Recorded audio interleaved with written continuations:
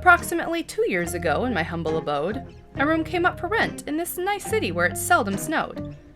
Well, a few people responded to my newspaper ad.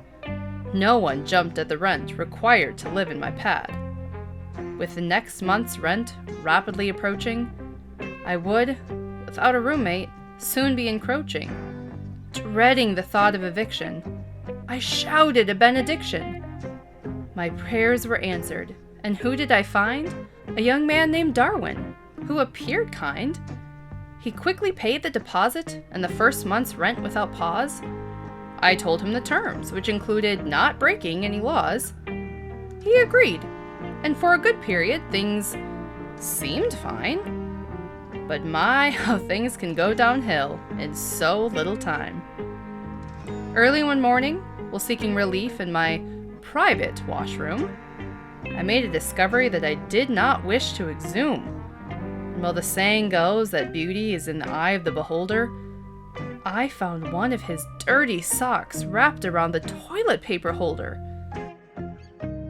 As I tried to rinse my morning troubles away, I stumbled upon signs that my trust he did betray. Weeks went by where he wouldn't leave his bedroom, and I prayed that he was not plotting my doom. Without seeing him during the day in broad daylight, I found signs that he had been creeping around at night. First, there was a ravioli stain from a midnight binge. The stain was so severe that it made me convulse and cringe. Then one morning, I found his trousers lying on the floor. Was Darwin running around pantsless? This I couldn't ignore. His side of the refrigerator was always empty and bare. Does he not consume food?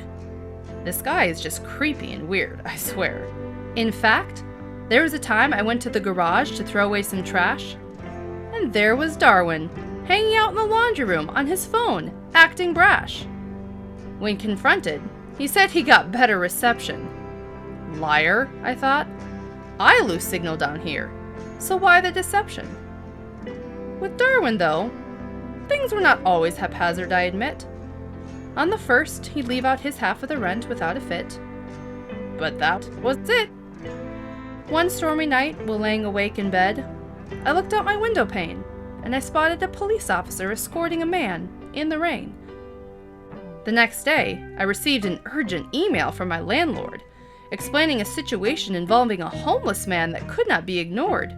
He was found asleep in the laundry room and arrested without saying a word. I laughed when I read this, and a thought came to my head.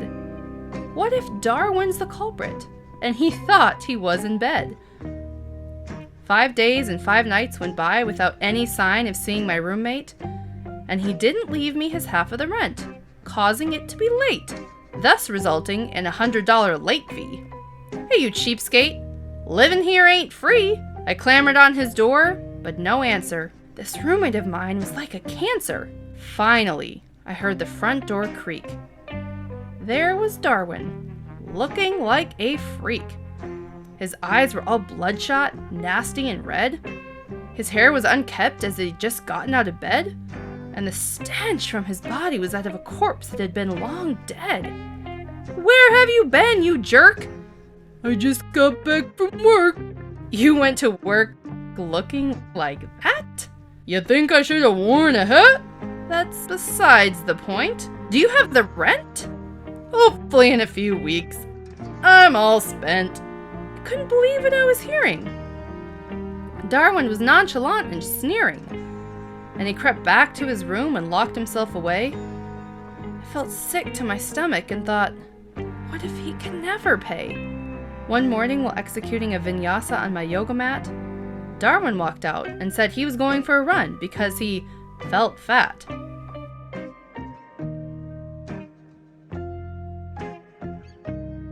He did not say a word 5 hours later when he got back. He just ran to his bedroom, greedily clutching his backpack. Then I could hear the sound of opening malt liquor cans. So much for paying me the rent as part of his plans. I had had it up to here and was ready to kick him out. I ran to his door, prepared to scream and shout. But before I had the chance, I heard crying from the other side. Was Darwin actually weeping? Or was this another lie?